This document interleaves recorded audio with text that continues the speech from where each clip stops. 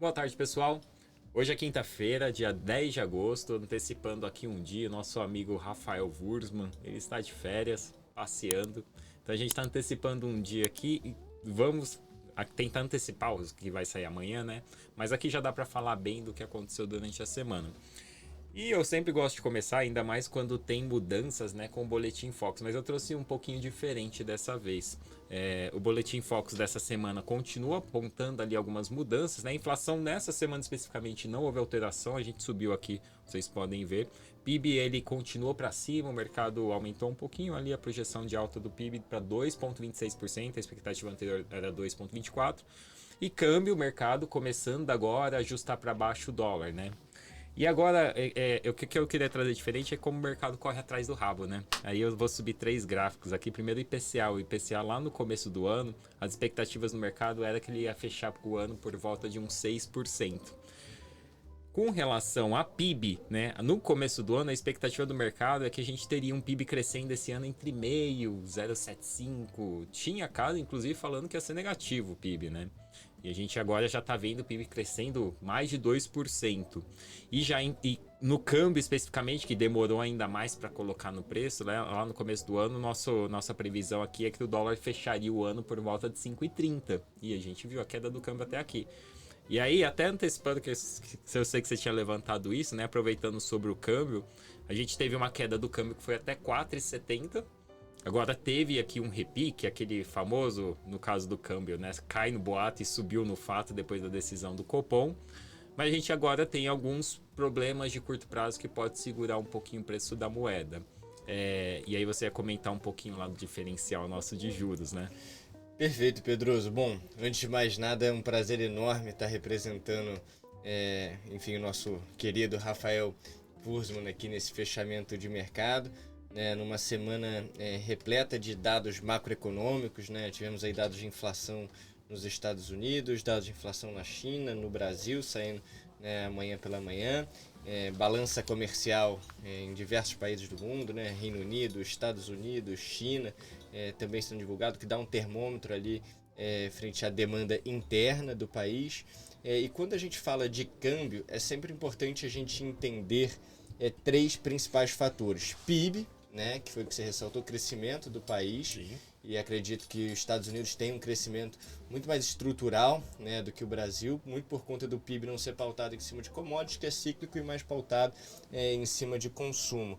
E a gente pode até falar um pouco dessa temporada de resultados, porque o setor que mais surpreendeu nos Estados Unidos, no S&P 500, né, que divulgou agora já mais de 80% do seu resultado, foi o setor de consumo discricionário. E é um movimento que a gente não vê não só nos Estados Unidos, mas também na Europa, né? O mercado de trabalho ainda muito apertado, o que faz com que essa inflação seja de fato muito inelástica, essa demanda por consumo discricionário seja muito forte.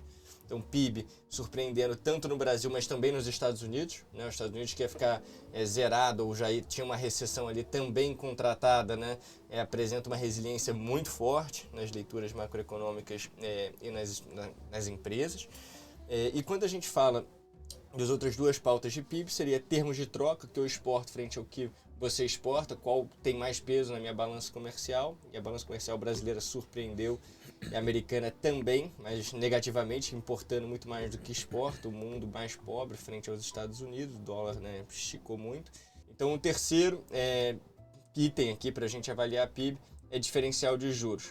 E quando a gente observa, né, ali janeiro de 2022, quando a gente pega aqui o carrego do real um ano, né, frente o dólar de um ano, ele chegou a bater 12% em janeiro de 22.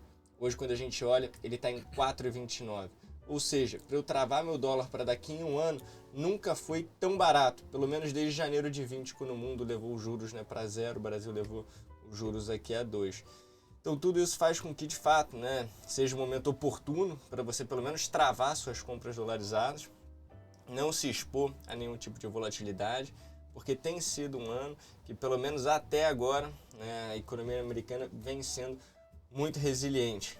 Se até que ponto, né, até o refinanciamento do mercado imobiliário, com as taxas lá muito altas, a gente ainda não sabe, mas por hora, né, o Never Bet Against America está mais forte e vivo do que nunca. Bom, minha opinião, já eu falo há algum tempo, né? E a gente já falou até da aposta que eu tenho com o Wurzmann, é que dólar perde força ao longo do tempo. Mas pontualmente, a gente vai ver alguns movimentos de repique, né? Como aconteceu recentemente.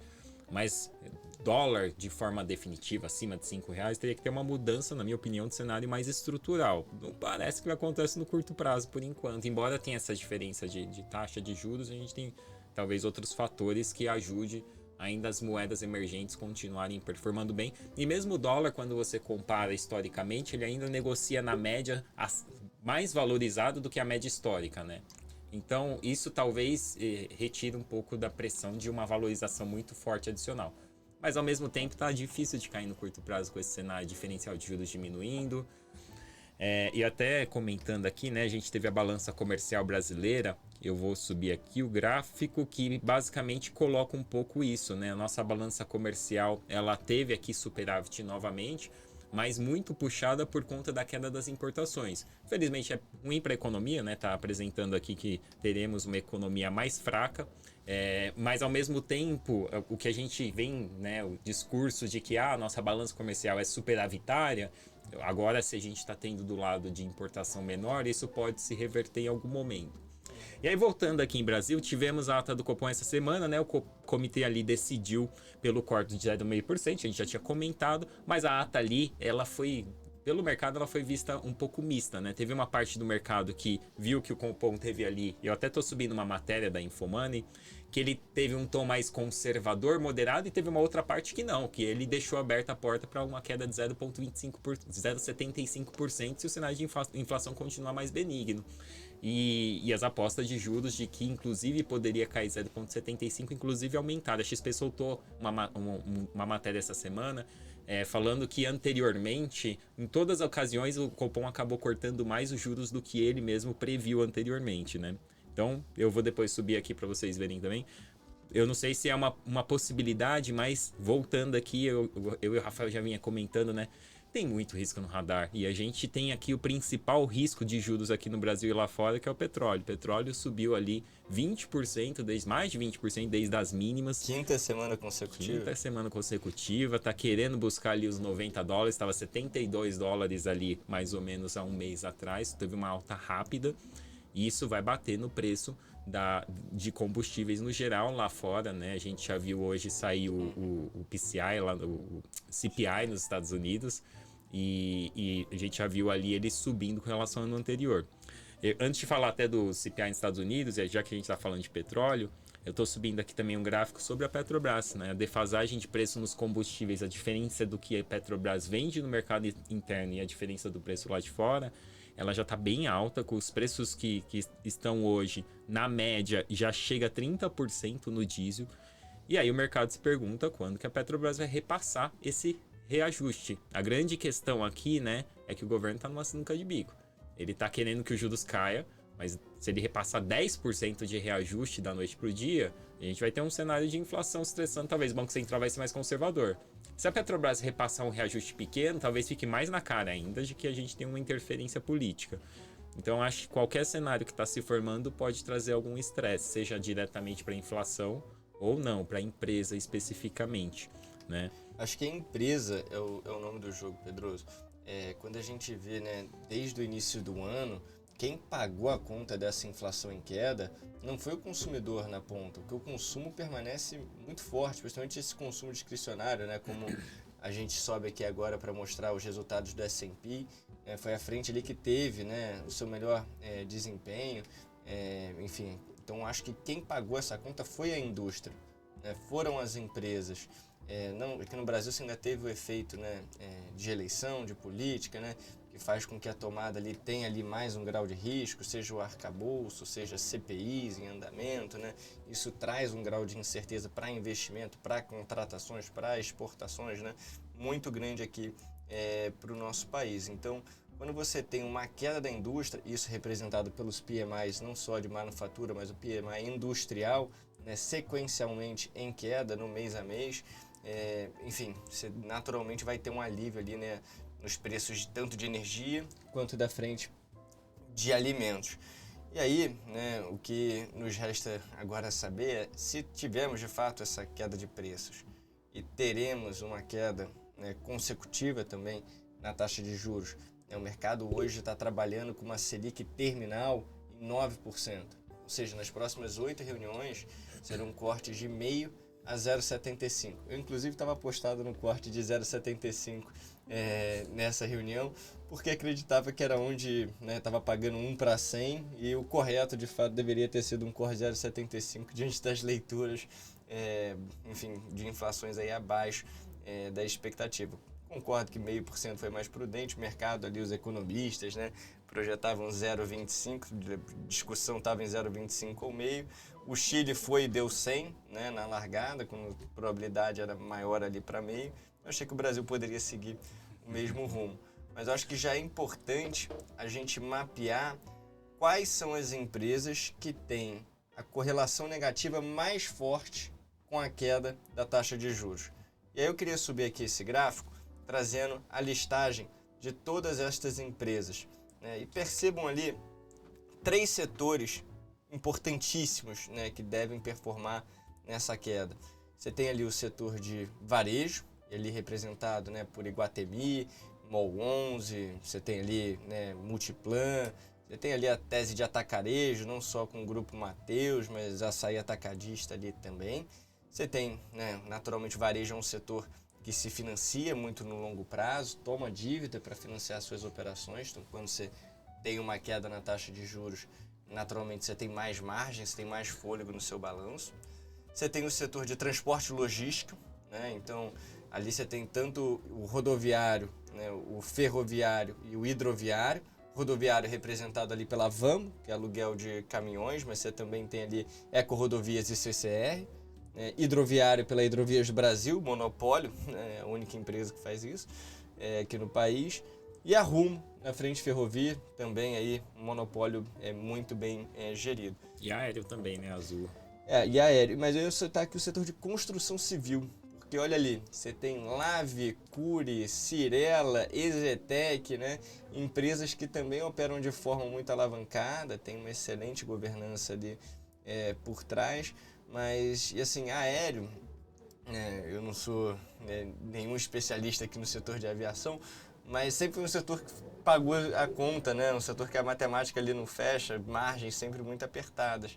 Mas esses outros 3, assim, transporte e logística, construção civil e varejo, especialmente varejo alta renda, que é o caso ali de Iguatemi, MOL 11, o Grupo Soma, normalmente a conta tende a fechar com margens um pouco mais grossas. E aí eu queria saber de você, Pedroso.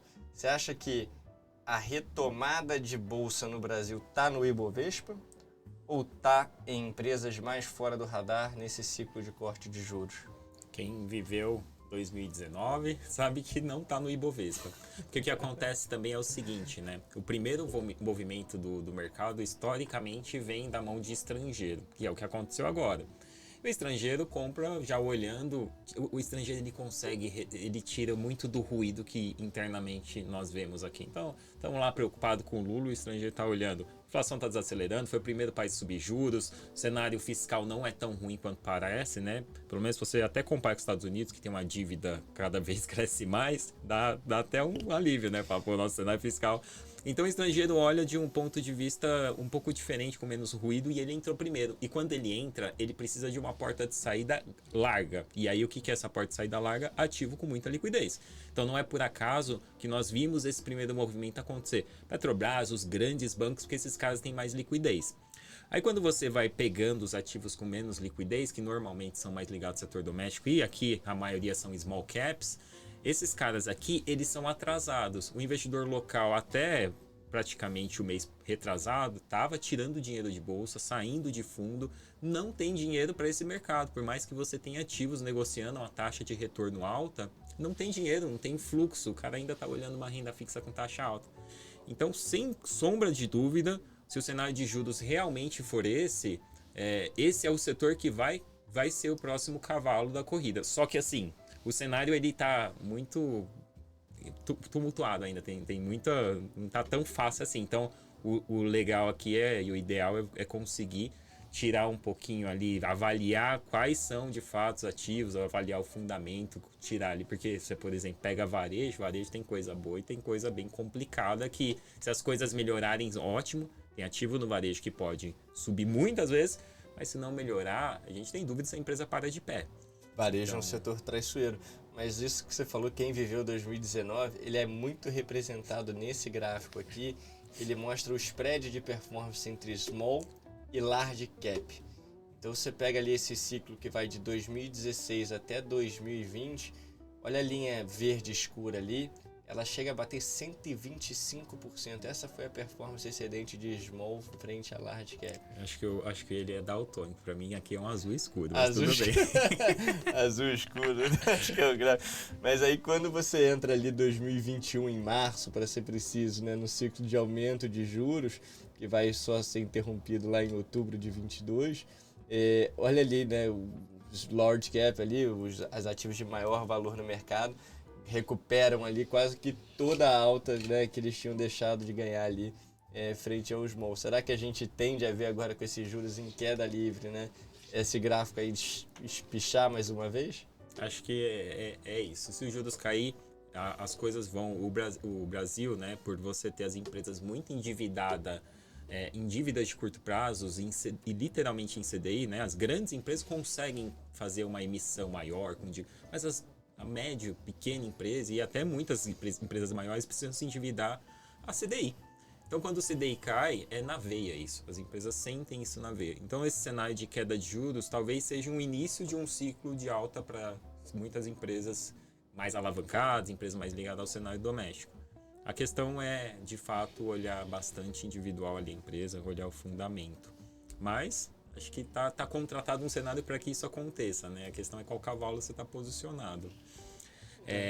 Aí eu queria voltar aqui no Brasil rapidinho, porque nós tivemos resultados dos bancos e eu queria comentar uma coisa que é bem diferente da média, né? O Bradesco foi o pior resultado do trimestre entre os grandes bancos, né? Ele teve ali um lucro de 4,5 bi. Se Deus quiser, um dia eu vou ter uma empresa ruim com lucro de 4, 5 bi. Mas o Itaú, de novo, deu um show, né? Teve 8,7 bi de lucro, com um ROI mais de 20%. BTG também um resultado muito positivo, bem acima da média. E quem surpreendeu, de novo, foi o Banco do Brasil, que passou perto de todo mundo e mais um trimestre com o melhor resultado do setor entre os grandes bancos. Entregou o melhor ROI, entregou o melhor número, maior lucro líquido. Entre todos os grandes bancos, ele foi o que performou melhor. E aí eu tô subindo aqui um gráfico que mostra que o Bradesco perdeu a posição. Esse gráfico não tá aqui, eu vou ter que colocar depois. Mas o Bradesco perdeu a posição. O Bradesco historicamente é do segundo ali atrás do Itaú, né, em valor de mercado. Mas o Bradesco errou a mão ali nos empréstimos, conseguiu não, teve um problema mais pesado ali com inadimplência. Há algum tempo ele já vem sofrendo para recuperar isso. E aí com isso nós temos hoje Banco Itaú, Nubank e BTG como os 3 maiores bancos nessa sequência em valor de mercado. Depois o Bradesco, que na minha opinião logo vai perder o posto ainda para o Banco do Brasil. Porque o Banco do Brasil apresentando número assim, fica difícil não ver o ativo subindo, né? Por mais que tenha ainda um risco ali de governança, mas que já está colado. Então, hoje o Banco Bradesco, que há muitos anos sempre foi o segundo maior banco em valor de mercado, ele perdeu esse posto, já é o 4º. Não consigo entender ainda porque Nubank está nessa lista. E Banco do Brasil, é possível que roube esse posto do Banco do Bradesco. Em breve, se continuar com esses números, o lucro do Banco do Brasil foi mais do que o dobro do que o Banco do Bradesco nesse último trimestre. E aí, para fechar Brasil, depois a gente termina com Estados Unidos, teve uma matéria da The Economist, né? Que aí, às vezes a gente fica até preocupado, dá até calafrio, né? Falando bem do Brasil. A The Economist, ela errou lá atrás, né? Quando o Brasil... Quando o Brasil lá em 2008 estava indo bem, ela fez aquela matéria com o Cristo Redentor voando no foguete. Depois, quando o Brasil estava... E aí, o Brasil derreteu. Quando o Brasil estava indo mal na Dilma, ela fez o Cristo Redentor caindo, teve impeachment e o mercado disparou. E agora ela está falando aqui que o Brasil está entrando num cenário positivo, que ele está bem no relativo com as outras economias e que nós temos hoje uma condição fiscal melhor do que era no passado. A gente está bem posicionado. É só um comentário aqui. E eu acho que esse comentário ele é embasado inclusive pela Fitch e pela S&P, 2 agências de rating, né, que não só elevaram a nota de crédito do Brasil para BB, ambas, mas tiveram diversas empresas aqui no Brasil que também foram revisadas. Ao todo foram 14 instituições financeiras, aproximadamente 26 empresas, e algumas inclusive foram para BB+, né, que é superior ao risco soberano na escala global. Então, até destacando aí algumas instituições financeiras que estão nessa categoria, mas você teve Itaú, Bradesco, B3, que está superior, né, ao risco soberano, e empresas não financeiras que tiveram sua nota de crédito elevadas, como uma Taesa, uma Localiza, uma Sabesp, uma Redditor, né, todas essas empresas estão também em BB+. Então, eu acho que hoje, quando o gringo olha aonde eu quero entrar, né, de país emergente, o Brasil começa de fato a despontar como um mercado mais arrumadinho, né? Porque aonde você olha acaba tendo um pouco de tumulto, um pouco de ruído, e dos males ali, dos feios, sujos e mal lavados, a gente é o que está mais cheirosinho hoje, não é não, Pedroso? Oremos para não ser um voo de garrinha de novo. Mas, de fato, é uma visão um pouco do mercado, né? Tem gestor que ainda é um pouco cético, mas cada vez mais a gente vê o mercado como todos se entregando bastante a essa hipótese. Infelizmente, para esses gestores ainda me parece só que falta o dinheiro, né? Porque o investidor está saindo, ele não está conseguindo ter esse recurso para alocar em bolsa. Mas a hora que voltar esse recurso, se a gente tiver ainda esse otimismo, provavelmente a gente tem um movimento positivo aí para o mercado. Falar um pouquinho de China rapidinho. A China ela divulgou a balança comercial essa semana. O dado veio ruim, exportação caiu 14,5%, importação caiu 12,5%. O dado é ruim para a China, mas é uma representação do que está acontecendo no mundo, né? A China é a grande fábrica do mundo. É o Made in China, né? Exato. Então, se a exportação está caindo lá, não é por conta da China, é porque os outros países estão comprando menos. Então, a gente está vendo um cenário de desaceleração global começando a acontecer. A Europa já tem dados mostrando bastante isso. E aí também vem inflação lá na China. A inflação veio com deflação, né? A inflação ao consumidor, ela veio com deflação de 0,3%. Então, agora, oficialmente, a China é um país que está com deflação. Isso não acontecia desde 2020. 2020, ainda assim, foi um cenário um pouco diferente por conta da pandemia. E a inflação ao produtor também veio negativo 4,4%. Dois dados ruins para a China e tecnicamente ruim para o Brasil. Eu vou subir aqui, a gente teve fluxo de resgate gringo ao longo dessa semana. Eu acho que bastante impactado também por esse movimento do gringo, talvez olhando a China mais devagar, achando que pode ter algum impacto aqui local. Foi quase um bi, né? Na verdade, esse mês a gente já está com 5.700 aproximadamente de resgate, 5.700. Caramba. Considerando tudo que o estrangeiro colocou, me parece que está dentro de um parâmetro ok. A gente viu isso esse ano, né? Teve uns movimentos de entrada, né? E depois você tem o movimento de resgate, então não me parece mais, é algo de se acompanhar se esse movimento se estende. Talvez seja um sinal e o gringo que fez a bolsa segurar até aqui. Mas o nosso mercado ainda está barato, eu acho que ainda deve se manter esse fluxo aqui. Pedroso, acho que não sei se você já abordou esse tema aqui com o Rafa, mas com certeza é um mercado que deve mudar muito a sua dinâmica também nos próximos meses. Mercado de fundo imobiliário. Com essa queda de juros, né? Porque a gente vem de uma tônica nos últimos 3 anos, onde somente os fundos de CRIs, os fundos de dívida, de recebíveis, captavam nesse mercado, que é liderado, capitaneado por pessoa física, né? Porque tem a isenção ali tributária no imposto de renda. Agora, nesse ciclo de corte, a gente sabe que pessoa física que está em fundo imobiliário está muito de olho ali, né, no dividendo. O que você começa a enxergar, você que eu sei que acompanha aí diversos fundos imobiliários também, gosta ali, né, de estar fazendo alocação junto a alguns clientes, o que você acha que, né, como que a gente deveria estar olhando para esse mercado, se posicionando nesse mercado? Acho que complementaria com o fundo de participação, né, que tem alguma similaridade. E normalmente você tem bastante fundo de participação na bolsa negociando ao nível de preço descontado. O fundo de participação, a diferença do fundo imobiliário é que ele pode ter a alocação direta numa empresa normalmente ligada ao setor de infraestrutura ou debêntures do setor.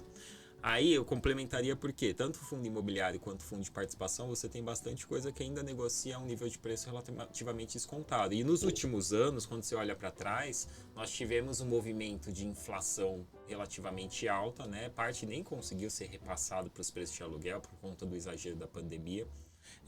E o preço dos imóveis, excluindo as áreas centrais, eles ficaram mais ou menos de lado. Então você pega, por exemplo, aqui em São Paulo, nessa região que a gente está aqui, o preço dos imóveis eles acabaram subindo bastante depois da pandemia, mas se você sai um pouquinho para fora local aqui, a gente teve movimento de lado até para baixo, dependendo do tipo de imóvel, né? Aí a grande questão que fica é como que é a alocação, onde está o imóvel que esse fundo possui, né? Então, isso é a primeira avaliação importante na hora de avaliar qual que é o fundo, e no caso de um fundo de participação é avaliar qual é o ativo que ele tem dentro. E segundo agora que o juros começou a cair, a gente deve ver um cenário de alocação para esse tipo de fundo. Isso, quando você olha o setor imobiliário para trás, normalmente os ativos, os imóveis, eles tendem a valorizar, em média, a inflação. Só que isso não acontece de forma linear. Então, se a inflação subiu 6 esse ano, o imóvel não vai valorizar 6. Talvez ele até desvalorize. Mas quando você pega um prazo mais longo, você vê esse movimento acontecendo. E na média, o mercado imobiliário ele ficou para trás nos últimos anos, mesmo com a inflação para cima. Então agora a gente deve ver uma recomposição de aluguel aos poucos, conforme a economia melhora, e a queda de juros deve trazer fluxo, né? Porque o cara vai olhar o fundo imobiliário já pagando, às vezes, um dividend yield melhor do que ele teria numa renda fixa. Então, sem dúvida, o fundo imobiliário a bola da vez agora, deve voltar a ser. É um mercado que infelizmente tem a ciclicidade, mas ele deve ser a bola da vez de novo com esse cenário de queda de juros. Não sei se você tem alguma coisa a complementar disso. Não, eu acho que a oportunidade está justamente aí no que você mencionou, né? Nos fundos de tijolos, lajes, galpões, shoppings, fundos residenciais.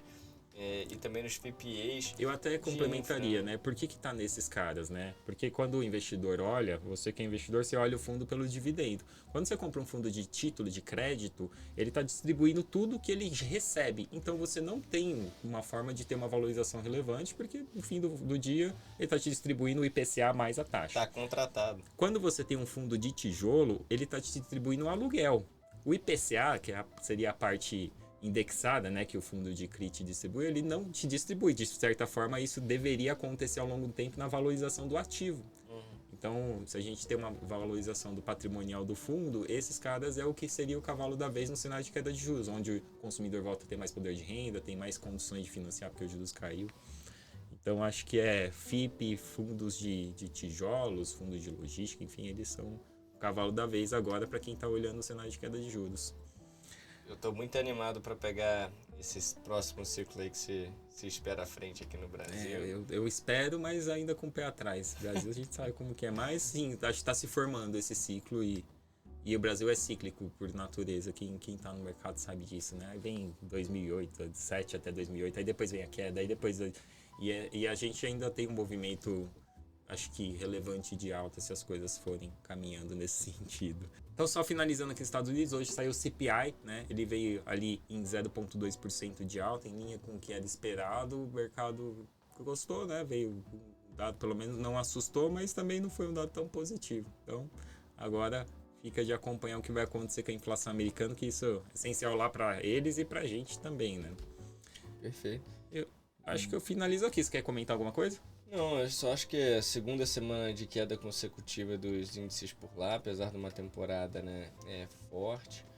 Mais uma semana de abertura de juros, né, em todos os vértices lá, apesar dessa inflação também mais moderada. A gente viu 30 anos, 10 anos, 2, 5 abrindo.